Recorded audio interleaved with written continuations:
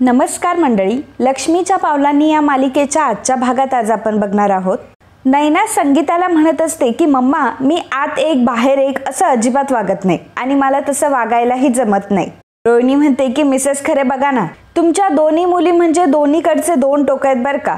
एक मुलगी अशी तर दुसरी मुलगी तशी. नैना संगीताला म्हणते की बघितलंस मम्मा, या घरामध्ये लोक जशास तसे वागतात.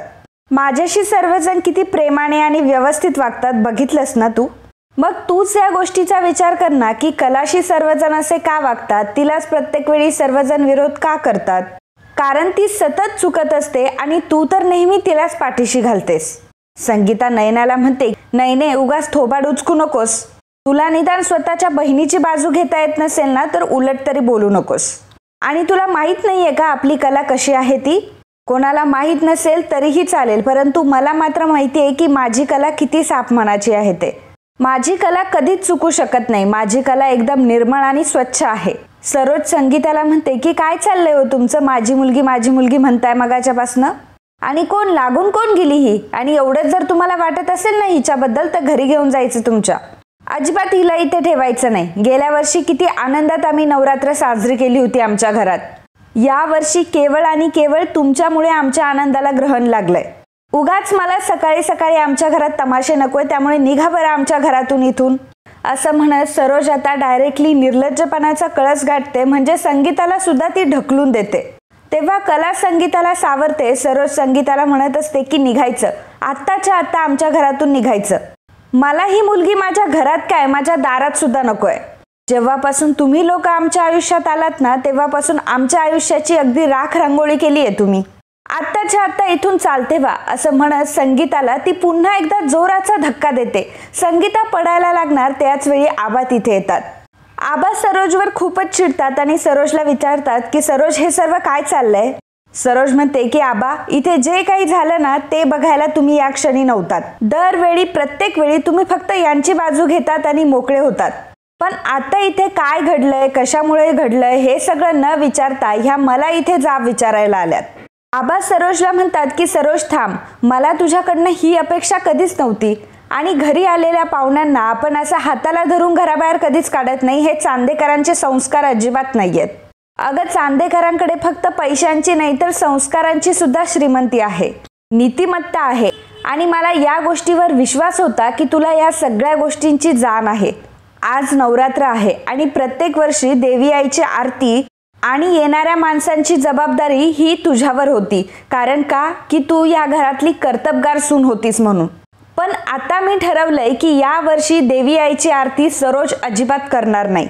कारण तू आता घरामध्ये अतिशय वाईट वागली आहे आणि वाईट वागणाऱ्या माणसाचं समर्थन मी कधीच करत नाही. चा पारा तर अजूनच चढतो आणि मग ती कलाला म्हणते की झालं का तुझं समाधान. त्याआधी कधीच आबा माझ्यासोबत या शब्दात कधीच बोलले नाहीत. आता तर मी या घरातून तुला कायमचं घराबाहेर काढलं नाही ना तर नावाची सरोज नाही मी. सरोजच्या ह्या बोलण्याचा कलाला, संगीताला आणि बाबांना तर जोरदार धक्का बसतो. सरोजला कलाचा खूपच राग आलेला असतो आणि मग सरोज आता डायरेक्टली तिथून निघून जाते. कला संगीताला म्हणत असते की अगं आई, मी तुला म्हटले होते ना तू आतमध्ये जाऊ नकोस म्हणून, का गेलीस तू आतमध्ये. संगीता कलाला म्हणते की अगं असं कसं म्हणतेस कले तू, आई आहे ग मी तुझी, वैरी नाहीये कोणी. आणि हे लोक तुझ्याशी कसे वागतात हे माहीत असताना सुद्धा मी आतमध्ये नको जाऊ असं म्हणतेस तू. कला संगीताला म्हणते की अगं पण मुळातच तुम्ही इथे आलातच का, आणि मुळात म्हणजे शेवटी पदरी तुमचा अपमानच पडला ना ग. या घरात तुम्ही जेव्हा जेव्हा कधी याल ना तेव्हा फक्त तुम्हाला अपमानाशिवाय दुसरं काहीच भेटणार नाही. याआधी पण असंच घडलंय आणि यापुढे सुद्धा हेच घडणार आहे. त्यामुळे तुम्ही स्वतःचा अपमान करून घेण्यासाठी इथे काय येतात. संगीता म्हणते की अगं आईबाप आहोत ना तुझे, म्हणून आम्ही इथे येतो. एकदा की लग्न करून दिलं म्हटल्यावर तुझा संसार तू बघ, आमचं आम्ही बघतो, असं नाही ग करता येत कले. हे बघ, आमच्याच्यानी ते कधीच शक्य होणार नाही. तेव्हा आबा आता संगीता आणि बाबांपुढे हात जोडतात आणि म्हणतात की हे बघा, मला तुम्ही माफ करा, मी तुमच्या सगळ्यांच्या वतीने माफी मागतो. बाबा म्हणतात की अहो आबासाहेब तुम्ही नका हो माफी मागू. तेव्हा आबा म्हणतात की अहो तुमची पोर तर सोन्यासारखी आहे हो, पण आमच्या इथे मात्र सर्वांचेच डोसके फिरलेत आणि तिच्यावर नेहमी वाईट आरोप केले जातात. आमच्या घरातले तिला नेहमी वाईट वागणूक देतात. हे बघा, तुम्ही वाईट वाटून घेऊ नका. मी वाटलंच तर तुमची माफी मागतो. कला आबांना म्हणते की आजोबा तुम्ही प्लीज असे हात जोडू नका ना. बाबा आबांना म्हणतात की खरंच आमच्यामुळे तुम्हाला खूप त्रास होतोय आबाजी. तुम्ही आमची माफी मागावी अशी आमची पात्रता नाहीये हो. संगीता आबांना म्हणते की हे बघा आबा, शेवटी काहीही झालं ना तरी सुद्धा मी तुमच्यावर हात जोडण्याची वेळ कधीच येऊ देणार नाही. आबा प्लीज तुम्ही आतमध्ये जा ना, नाहीतर बाहेर इथे तुम्हाला त्रास होईल. आबा अद्वैतला म्हणतात की अद्वैत, इथे यांचा खूप अपमान झालाय, यांच्या मानाचा सन्मान आहे, त्यामुळे तू यांना मानाने त्यांच्या घरी नेऊन सोड. अद्वैत म्हणतो की अहो आबा पण. तेव्हा आबा अद्वैतला म्हणतात की अद्वैत, आता प्रत्येक गोष्टीमध्ये तू आमचा विरोध करणार आहेस का? त्यावर अद्वैत म्हणतो की ठीक आहे आबा, मी जातो. मग आबा तिथून निघून जातात. घरातले सर्व लोक सुद्धा तिथून निघून गेलेले असतात. तर मित्रांनो, मागच्या हप्त्यातील आपली पैठणीची विनर ठरलेली आहे अपर्णा निलेकर. सर्वात प्रथम तुमचं खूप खूप अभिनंदन. अपर्णा, तुमच्यासाठी महत्त्वाची सूचना अशी आहे की कमेंट बॉक्समध्ये जो फॉर्म दिलेला आहे तो फॉर्म लवकरात लवकर तुम्ही भरा आणि आमच्याशी संपर्क करा. तुम्ही पाठवलेल्या ॲड्रेसवर तुम्हाला तुमची पैठणी मिळेल. तर मित्रांनो, या हप्त्यातील आपली भेट असणार आहे आकर्षक साडी. तर लगेचच आपला व्हिडिओ हा शेवटपर्यंत बघा, व्हिडिओला कमेंट करा आणि व्हिडिओला लाईक देखील करा. आणि सोबतच तुम्ही जी कमेंट कराल त्या कमेंटच्या शेवटी तुमचा आवडीचा रंग लिहा. तुम्ही जर हा व्हिडिओ शेवटपर्यंत बघितला असेल, व्हिडिओला लाईक केलेलं असेल, चॅनलला सबस्क्राईब केलेलं असेल आणि तुमच्या आवडीचा रंग कमेंटमध्ये लिहिलेला असेल तर आणि तरच तुम्हाला पुढची साडी भेटू शकते. त्यामुळे वाट कसली बघताय, लगेचच कामाला लागा. धन्यवाद. मग अद्वैत आता बाबांना आणि सरोजला म्हणतो की तुम्ही चला. त्यावर बाबा म्हणतात की नाही नाही नको अद्वैतराव, आम्ही जाऊ. त्यावर अद्वैत म्हणतो की नाही नाही, मला आबांनी सांगितलंय, तुम्ही एक काम करा, तुम्ही पुढे वा, मी गाडी घेऊन येतोच. बाबा आणि संगीता आता दोघंही तिथून निघतात. आता बाबा आणि संगीता गेल्यावर कला मात्र चांगलीच अद्वैतवर फायरिंग करते. अद्वैतला ती म्हणते की काय रे, तेव्हा मगाशी माझ्या आईबाबांना धक्के मारून घरातून बाहेर काढण्यात आलं तेव्हा तू काय करत होतास? मूग गिळून बसला होतास का? तुला जेव्हा वाटलं की मी तुझ्या आईला धक्का दिला तेव्हा काहीही जाणून न घेता तू माझ्या अंगावरच आलास. आणि आता तुम्ही सर्वजण जर माझ्या आईबाबांशी असं वागताय तर मी सुद्धा असंच वागायला हवं ना? अद्वैत कलाला म्हणतो की आज तू माझ्या आई बरोबर जे काही वागली आहेस ना, त्यामुळे ही सगळी परिस्थिती निर्माण झाली आहे. कला म्हणते की बघा ना, इथं माझे आई बाबा मला सांगताय की परिस्थिती तुम्हाला एकत्र आणू पाहते, तुम्ही एकत्र या. अगं कले, तू अद्वैतरावांचा नवरा म्हणून स्वीकार कर. पण अद्वैत चांदेकर, मी तुला स्पष्टपणे एक गोष्ट सांगते की तुला मी नवरा म्हणून कधी स्वीकारू शकत नाही. खरं तर तू त्या लायकीचाच नाहीये. अद्वैत कलाला म्हणतो की मला सुद्धा आबा सांगत होते, आबा मला म्हणत होते की कलेला सुनेचा दर्जा दे म्हणून, कलाला सुनेचा दर्जा दे म्हणून, ती आपल्या घरची लक्ष्मी आहे वगैरे वगैरे. पण तू सुद्धा त्या लायकीची नाहीयेस अजिबात, त्यामुळे तुझा सुद्धा मी बायको म्हणून कधी स्वीकार करू शकत नाही. तर इकडे नैना ही किचनमध्ये असते आणि मेन म्हणजे तिला स्वयंपाक करावा लागत असतो, कारण नवरात्र असते आणि कला घरामध्ये नसते. नैना खूप चिडचिड करत असते आणि म्हणत असते की शी बाबा, मला या ना कलामुळे उगाचच हे सगळे कामं करावे लागतात. काय गरज होती तिला जास्त शहाणपणा करायची? हे सगळं काय आजच व्हायचं होतं का? काल रात्री मी काय मस्त स्वप्न बघितलं होतं. मस्त डायनिंग टेबलवर बसले, पुरणाच्या पोळीचं मस्तपैकी काठोकाठ भरलेलं ताट, टम्म फुगलेली पुरणपोळी, लुसलुशीत पुरणपोळी, त्यावर असं साजूक तूप टाकलेलं. वा वा वा वा, काय मज्जा होती ती आणि काय स्वप्न होतं. आणि बघा आज मी प्रत्यक्षात काय करते तर पुरणपोळ्या, आणि तेही घरातल्या सगळ्यांसाठी. आणि घरातले सर्वजण मस्त बसून त्या पुरणपोळ्या खाणार. या घरात माझं कुठलं स्वप्न पूर्ण का होत नाही? शी बाबा, मला तर खूप कंटाळा आला या घरामध्ये आता. एक म्हणजे ती कला तर मूर्ख आहेच, परंतु दुसरी तू नैना, तू तर डबल मूर्ख आहेस. तुला काय गरज होती हे सगळं अंगावर घ्यायची ग? आता या मॉम इन लॉला कोण समजावून सांगेल? आता कलाची जागा घेणं काय एवढं सोपं आहे का? नाईलाजाने नैनाला स्वयंपाक करावा लागत असतो. तिला माहीत असतं आज जर कला असती तर सगळं काही तिनेच केलं असतं, मला काही बघायला सुद्धा लागलं नसतं.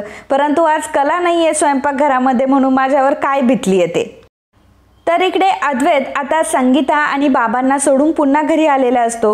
गाडी वगैरे पार्क करतो आणि बघतो तर काय की कला अजून तिथंच उभी असते. तर तिला बघून अद्वैत मनामध्ये विचार करतो की अजून ही गेली नाही घरामध्ये. केवढा हा माज, मला वाटलं माफी मागून गेली असेल घरामध्ये, पण नाही, खूपच चिवट आहे ही. कला मात्र खूप रागाने अद्वैतकडे बघत असते. तेव्हा अद्वैत विचार करतो की ही माझ्याकडे असं का बघते? काय समजते कोण ही स्वतःला? तू मला घराबाहेर काढलं म्हणून बघ मी तुला चॅलेंज देते, इथं उभी आहे. असं काही सिद्ध करायचंय का हिला? तुला जर असं काही चॅलेंज करायचं असेल तर ठीक आहे, मला ॲक्सेप्टेड आहे चॅलेंज. आता मी पण बघतो की तू हे चॅलेंज कशी काय पूर्ण करते ते. अद्वैत मनातल्या मनात हे सगळं बोलत असतो. त्यानंतर तो कलाजवळ येतो. आता कलाची पाठ त्याच्याकडे असते. कला पुन्हा एकदा त्याच्याकडे दुर्लक्ष करून देते आणि तिची उभी असते. तर हा अद्वैत तिथे येतो आणि कलाच्या मुद्दाम पायाला पाय लावतो आणि तिला खाली पाडण्याचा प्रयत्न करतो. कला आता खाली पडणारच असते, परंतु स्वतःला सावरते आणि अद्वैतला ती म्हणते की काय करतोयस तू हे सगळं? अद्वैत म्हणतो की काही नाही, बघत होतो की तू तुझं चॅलेंज किती वेळ आणि पाळू शकतेस ते. कला म्हणते की हा खेळ तू सुरू केलायस ना? अद्वैत म्हणतो की हो, मी सुरू केला असेल तरी बघूयात आता ह्या खेळामध्ये कोण जिंकतंय आणि कोण हारतंय ते. कला अद्वैतला म्हणते की अद्वैत, इथे काही खेळ वगैरे चालू नाहीये. हा तुझा फक्त आणि फक्त विक्षिप्तपणा आहे. आणि मी सध्या बघते ना की दिवसेंदिवस तुझा हा विक्षिप्तपणा सारखाच वाढत चाललाय. अद्वैत म्हणतो की अच्छा, म्हणजे मी विक्षिप्त आहे. मी जर विक्षिप्त आहे तर तू कोण आहेस ग? जोपर्यंत तू तुझ्या तोंडाने ही गोष्ट कबूल करत नाहीयेस ना की तू चुकलीये म्हणून, तोपर्यंत मी तुला आतमध्येच घेणार नाहीये. आणि हो, नेहमीसारखं यावेळी तू आबांचं कार्ड सुद्धा प्ले करू शकत नाही. आता मी पण बघतोस ना की तू काय काय करते ते. कला अद्वैतला म्हणते की अद्वैत प्लीज जा ना, तू आतमध्ये जा ना प्लीज. अद्वैत म्हणतो की मी माझ्या मर्जीने आतमध्ये जाणार, तू सांगायची काही गरज नाहीये मला. कला रागानेच अद्वैतकडे बघत असते. तेव्हा अद्वैत म्हणतो की काय काय झालं आणि अशी खुन्नस का देतेयस मला?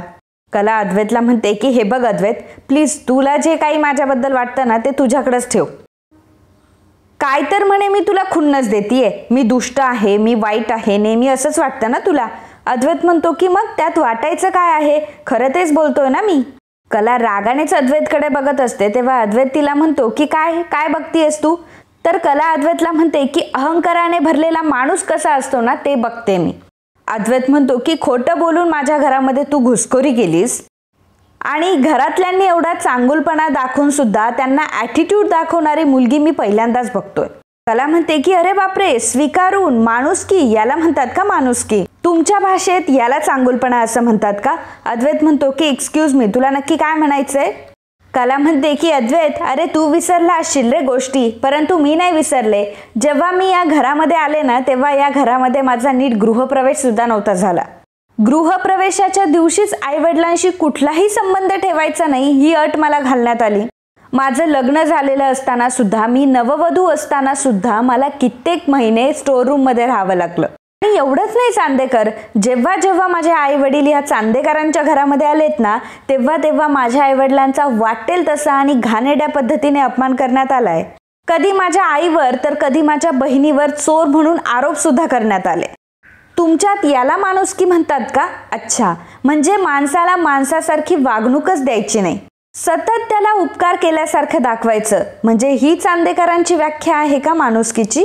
अद्वैत कलाला म्हणतो की एखाद्या माणसासोबत जर आपल्याला चांगलं वागायचं असेल ना आणि त्याला जर चांगुलपणा दाखवायचा असेल ना तर शेवटी त्या माणसाची लायकी सुद्धा खूप मॅटर करते. त्या माणसाची ती लायकी असायला हवी. समोरच्या माणसाला नेहमी असंच वाटत असेल की नेहमी तोच बरोबर आहे, तो कधी चुकतच नाही, त्याच्याकडनं कधी काही चुकाच घडल्या नाहीयेत, तर मग चांदेकर त्या लोकांशी जसाच तसंच वागतात. कला अद्वैतला म्हणते की काय रे, कायच नुसतं चांदेकर चांदेकर लावलेस? अरे या घरामध्ये जे चांदेकर राहतात ना, ज्यांना कोल्हापुरात खूप मान आहे, सन्मान आहे, घरातला प्रत्येक माणूस ज्या चांदेकराला ओळखतो ना ते आबासाहेब चांदेकर माझ्याशी खूप चांगलं वागतात. पण तू ज्या माणुसकीबद्दल आणि चांगुलपणाबद्दल बोलतोय ना बहुतेक ती वेगळ्या प्रकारची आहे. अद्वैत कलाला म्हणतो की मला शिकवू नकोस, मला माहितीये मी काय वागतो ते. कला म्हणते की अच्छा, म्हणजे आबा चुकताय असं तुला म्हणायचंय का? तेव्हा अद्वैत म्हणतो की असं म्हटलो का मी? कला म्हणते की अच्छा, म्हणजे तुला मान्य आहे की तू चुकतोय म्हणून. अद्वैत तिला म्हणतो की एक मिनिट, मी चुकतोय हे सांगणारी तू कोण आहेस ग? कला म्हणते की अरे बापरे, एवढ्या लवकर तू मला विसरलास? अरे मी तीच आहे, माज दाखवणारी, ॲटिट्यूड दाखवणारी आणि अति आगाऊ असलेली मुलगी, तीच तर आहे मी. अद्वैत म्हणतो की अच्छा, म्हणून मला तू सारखं सारखं जायला सांगते नाही का? मला आत्ता तुझा गेम कळला. म्हणजे काय माहितीये का, मी जर बातमध्ये गेलो ना की तू लगेच खाली बसून घेशील आणि मी आहे ना त्याच्यामुळे तू बसू शकत नाही. मी जर इथे असेल तर तुझ्या ॲटिट्यूडला ठेच पोहोचेल ना, तुला तुझा ॲटिट्यूड दाखवता येणार नाही. मी गेल्यावर कसं लगेच खाली बसून घेशील? मला माहिती आहे ना, हाच प्लॅन आहे ना तुझा. मग कला अद्वैतला म्हणते की 1 मिनिट चांदेकर, पहिली गोष्ट म्हणजे तुला असं वाटत असतं ना की मी तुला खूप मान सन्मान देते. तेवढा मान आणि सन्मान आणि तेवढी इज्जतही मी तुला अजिबातच देत नाही. आणि दुसरी गोष्ट म्हणजे तू जसं वागतोय तेव्हा अख्खं जग तुझ्यासोबत तसं वागेल असं काही अजिबात होणार नाही. अद्वैत म्हणतो की बोल, तुला जे काही बोलायचंय ना ते बोल, तू काहीही बोल, तरी मी मात्र इथेच थांबणार. कला म्हणते की ठीक आहे, तुला थांबायचं असेल तर थांब, मला काही फरक नाही पडत तसाही. तर इकडे नैना ही किचनमध्ये असते, सोबतच रजनी सुद्धा असते. दोघीही काम करत असतात, परंतु नैनाला मात्र कामाचा खूपच कंटाळा आलेला असतो. नैनाने पिठामध्ये जास्तीचं पाणी ओतून ठेवलेलं असतं आणि ते कणिक म्हणण्याच्या सुद्धा लायकीचं अजिबातच नसतं. त्यामुळे रोहिणी नैनाला म्हणते की नैना, अगं पिठात जरा पाणी जास्तच झालंय ना. त्याच वेळी आबा देखील तिथे येतात आणि नैनाचा तो तमाशा बघून आबा तिला म्हणतात, अगं नैना, आजच्या आपल्या नैवेद्याचं नियोजन हे संध्याकाळचं आहे का? अगं जर आता इथे कला असती ना तर पटापट तिने आतापर्यंत सगळं आवरलं असतं. आतापर्यंत तिचा नैवेद्य रेडी सुद्धा असता आणि देवासमोर तिने आतापर्यंत ठेवला सुद्धा असता. आणि एवढ्या वेळामध्ये आम्हाला तिने खमंग अशा पुरणपोळ्या सुद्धा खाऊ घातल्या असत्या. त्यावर नैना म्हणते की हो आबा, तुम्ही नेहमी असंच का बोलता हो? मी करते ना प्रयत्न आता. आबा तिला म्हणतात की अगं तू प्रयत्न केव्हा करशील? रात्रीपर्यंत प्रयत्न करत बसशील का? मग तुझ्या प्रयत्नांचा काय उपयोग? आणि तुझ्या प्रयत्नांमुळे नैवेद्याचं काय? आज पहिली माळ आहे ना. आणि जर तुला जमत नव्हतं तर पुढे होऊन तुला जबाबदारी कोणी घ्यायला सांगितली होती? जाऊ दे रजनी, हे सगळं बाजूला ठेव आणि सगळ्यात महत्वाचं एक काम कर की बाहेरून जाऊन तू कलाला आतमध्ये घेऊन ये. आपल्या देवीला सुनेच्या हातचाच नैवेद्य हवा. त्यावेळी सरोज मात्र आबांच्या मागे उभी असते आणि आबांना ती म्हणते की कशासाठी? या घरात फक्त 2च सुना आहेत का, कला आणि नैना? आम्ही सुद्धा या घरातल्या सुनाच आहोत ना. आणि आबा, इतकी वर्ष जरी मी स्वयंपाक केला नसला ना तरी सुद्धा मला स्वयंपाक येत नाही असं अजिबात नाहीये हा. यावेळी मी आणि रजनी मिळून आम्ही दोघीही स्वयंपाक करतो आणि नैवेद्य सुद्धा बनवतो. तेव्हा रजनी गप्प बसते. सरोज रजनीला म्हणते की ठीक आहे रजनी, तुला जर मला मदत करायची नसेल तर नको करू, मी एकटी खमकी आहे करण्यासाठी. रजनी म्हणते की नाही बहिणी, मला असं नव्हतं म्हणायचं, या ना आपण दोघी मिळून करूयात. सरोज आता किचनमध्ये आलेली असते आणि आता सरोज आणि रजनी मिळून नैवेद्य बनवणार असतात.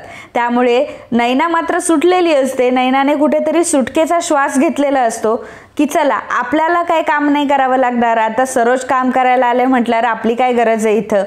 एका अर्थाने नैनाला ते बरंच झालेलं असतं. तर जेव्हा इकडे कला बाहेर असते तेव्हा अद्वैत मात्र तिथेच उभा असतो. अद्वैत या गोष्टीवर लक्ष ठेवण्यासाठी उभा असतो की कला कुठपर्यंत तिचा ॲटिट्यूड दाखवते आणि कला आता कुठपर्यंत ती उभीच राहते. कला खाली बसेल कधी याची अद्वैत वाट बघत असतो आणि लक्ष ठेवण्यासाठी अद्वैत तिथेच तिच्याजवळ उभा असतो. तर कला मनामध्ये विचार करत असते, आजोबा तर म्हणतात की घरच्या देवाला नेहमी नैवेद्य हवा असतो आणि तोही घरच्या सुनेने बनवलेला. मी माझ्या हाताने देवीची मूर्ती तर घडवली आहे, परंतु मी नैवेद्य करायचा नाही ही गोष्ट मला पटतच नाहीये. तर कला तिचा विचार करत असते आणि अद्वैतला वाटत असतं की कला काहीतरी वेगळाच विचार करते. त्यामुळे अद्वैत विचार करत असतो की मला माहितीये ही कसला विचार करते ते. हिच्या मनात हाच विचार असणार सुरू की कधी एकदाचं माझं दुर्लक्ष होतंय आणि कधी एकदाचं हिला खाली बसायला मिळेल. आता तिथे बसण्यासाठी स्टूल ठेवलेला असतो, अद्वैतने मुद्दाम ठेवलेला असतो. त्याचं कारण असं असतं की त्याला कलाला खाली बसवायचंच असतं. आता कला जेव्हा मागे वळते तेव्हा अद्वैत लगेच स्टूलवर जाऊन बसतो आणि म्हणतो की वाटलंच मला की तू इथे येऊन बसणार म्हणून. मला माहिती आहे तू जास्त वेळ तुझं हे चॅलेंज पूर्ण नाही करू शकणार, कारण तुला ते जमणारही नाहीये. तर कला अद्वैतला म्हणते की इथे काय मी बसायला नव्हते आले आणि मला तुझ्याशी बोलायची सुद्धा काहीच गरज नाहीये. मला फक्त तुला हे विचारायचं होतं की देवी आईचा नैवेद्य मी बनवला तर चालेल का? मला देवी आईचा नैवेद्य बनवायचा आहे, त्यामुळे आतमध्ये जाऊन मला फक्त अंघोळ करू दे एवढंच म्हणायचं होतं. हे बघ, मी कुठे बसणारही नाहीये आणि जोपर्यंत तू मला मानाने आतमध्ये घेऊन जात नाही ना तोपर्यंत मी येणारही नाहीये. परंतु शेवटी हा देवी आईच्या नैवेद्याचा प्रश्न आहे म्हणून, बाकी काही नाही. अद्वैत कलाला म्हणतो की अजिबात नाही, मगाशी तर तू म्हटली ना मला मोठ्या तोऱ्यामध्ये की तुला काय हा खेळ वाटतो का म्हणून, मग आता तुला काय हा सगळा खेळ वाटतो का? त्याच वेळी सोहम तिथे येतो. सोहम फोनवर बोलत असतो, रेंज नसते म्हणून तो अंगणात आलेला असतो. त्याच वेळी कला सोहमला म्हणते की सोहम ऐक ना, प्लीज तू माझं एक काम करशील का? तेव्हा सोहम म्हणतो की हा बोल ना वहिनी, काय काम करायचंय? तर अद्वैत मात्र सोहमला मागे इशारे करून सांगत असतो की अजिबात अजिबात नाही सोहम, तू तिचं काम ऐकायचंच नाही आणि ती काय म्हणते ना ते अजिबात लक्ष देऊ नकोस. कला सोहमला म्हणते की सोहम ऐक ना, प्लीज मला माझ्यासाठी एक पाण्याने भरलेली कळशी आणून देशील का? त्यावर सोहम म्हणतो की हो वहिनी, मी लगेचच आणतो. आता अद्वैत त्याला खूप इशारे करत असतो की तिचं काम करू नको म्हणून, तरी सुद्धा सोहमने अद्वैतचं काही ऐकलेलं नसतं आणि शेवटी कलाचंच ऐकून तो कळशी आणण्यासाठी जातो. अद्वैत मनात विचार करू लागतो की आता ह्या अति आगाऊला कळशी का हवी आहे आणि तीही पाण्याने भरलेली? नक्की हिच्या मनामध्ये काय चाललंय? आता काय वेगळं करून ठेवणार आहे काय माहिती. सोहम लगेचच पाण्याने भरलेली कळशी आता कलाच्या हातात आणून देतो. तर अद्वैत सोहमला म्हणतो की सोहम, तुला सांगितलं होतं ना तिचं काम करू नको म्हणून, तुला काही कळतं का? कशाला केलंस रे तिचं काम? अद्वैत कलाला म्हणत असतो की खरे तुझ्या मनामध्ये नक्की काय आहे? तुला या कळशीचं काय करायचंय? या कळशीतल्या पाण्याचं काय करायचं मला सांग बरं. परंतु कला मात्र अद्वैतला कुठल्याही प्रश्नाचं उत्तर देत नाही आणि कला आता थोडी बाजूला जाते आणि कलाने डायरेक्टली आता तिच्या अंगावर ती पाण्याची कळशी ओतून घेतलेली असते. अद्वैतने कलाला आतमध्ये जाण्यासाठी तर मना केलेलं असतं की तू आतमध्ये जायचं नाहीस आणि तू तर तुझ्या शब्दाला जागतेस ना, मग मी जोपर्यंत म्हणत नाही आणि तू जोपर्यंत माफी मागत नाही तोपर्यंत तू घरामध्ये येणार नाही. आणि कलाला बनवायचा असतो नैवेद्य, त्यामुळे आता तिला आंघोळ करणं तर मस्ट असतं, कारण रात्रभर ती घराबाहेर असते आणि घराबाहेर काही तिची आंघोळ झालेली नसते. त्यामुळे कलाने आता तिचं डोकं चालवलेलं असतं आणि तिला आंघोळ करायची असते, त्यामुळे तिने डायरेक्टली सगळ्या कपड्यांवरनं आता कळशीतून पाणी स्वतःच्या अंगावर ओतून घेतलेलं असतं. तो सर्व प्रकार बघून सोहम आणि अद्वैत तर थक्कच होतात. तर सोहम खाली बघून घेतो. अद्वैत कलाला म्हणतो की अगं हे काय केलंस तू? तेव्हा कला म्हणते की आंघोळ केली आहे. तेवढ्यातच सरोज अद्वैतला आवाज देते की अद्वैत जरा आतमध्ये येतोस का? त्यामुळे अद्वैत आता आतमध्ये निघून गेलेला असतो. मग कला आता सोहमकडे येते आणि सोहमला म्हणते की सोहम ऐक ना, माझं एक काम करशील का? सोहम म्हणतो की हो वहिनी बोल ना, काय हवं होतं तुला?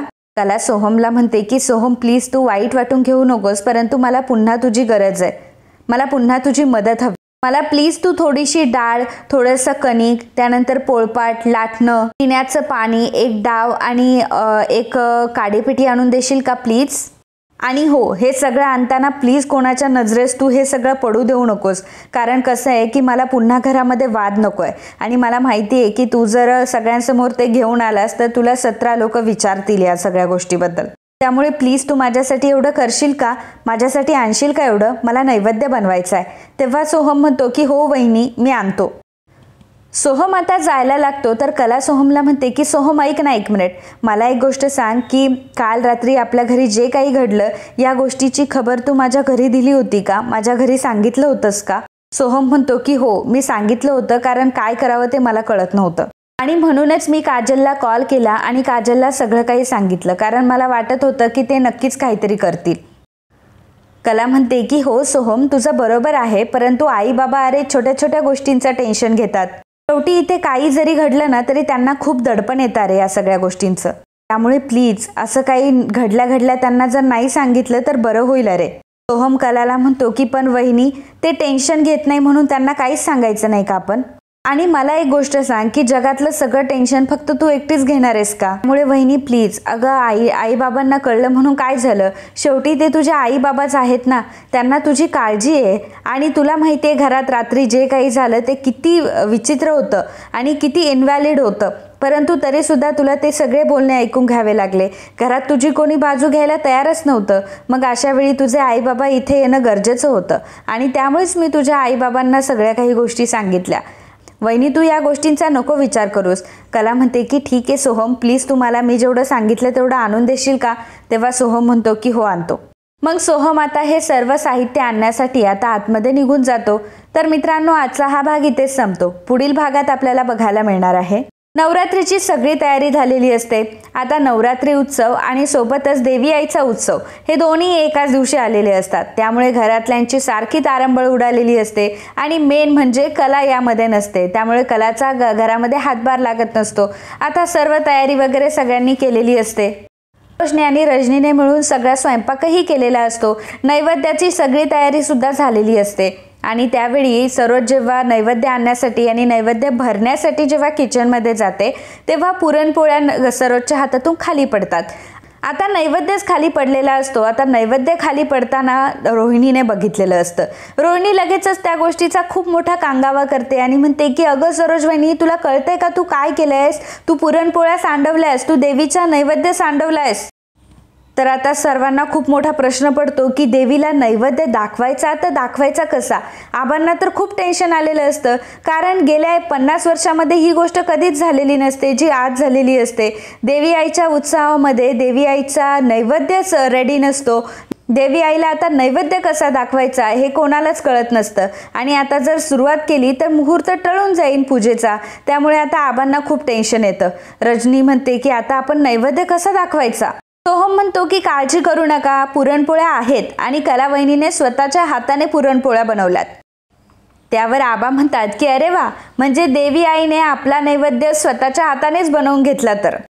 तर कलाने देवी आईचा नैवेद्य बनवलेला असतो. तिने बाहेरच तुळशी समोर आता देवीला नैवेद्य दाखवलेला असतो आणि नैवेद्याचं काम आता झालेलं असतं. हे बघून आबांना खूप आनंद होतो आणि कलाने हे सगळं केलेलं असतं. त्यामुळे कलावर सर्वजण भलतेच खुश असतात.